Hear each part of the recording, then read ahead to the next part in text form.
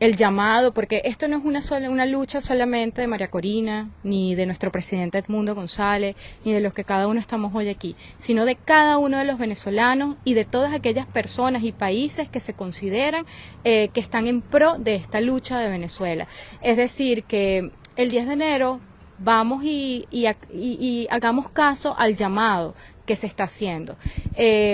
No va a ser fácil, pero tampoco imposible. Y como dijo Laura, no será el 10, no será, si no es el 10 será el 11, y si no es el 11 será en cualquier momento. Pero de que nuestro presidente Edmundo González va a tomar, digamos, la batuta de nuestro país es un hecho, porque de que se proclama el día 10, seguro que sí. Sí, la invitación es para todos los venezolanos y todas aquellas nacionalidades que nos quieran, amigos de Venezuela, que nos quieran acompañar aquí en la Plaza Bolívar a partir de después de las 5 de la tarde, que terminemos de trabajar. Vamos a acercarnos aquí con nuestra bandera, nuestra consigna de lucha, de amor, de libertad, de gozo, y con nuestras franelas, y vamos a darle un grito al Gloria Bravo pueblo de Venezuela, por aquellos que muy seguro estarán en esa lucha heroica que nuestro país. Va a ser un día.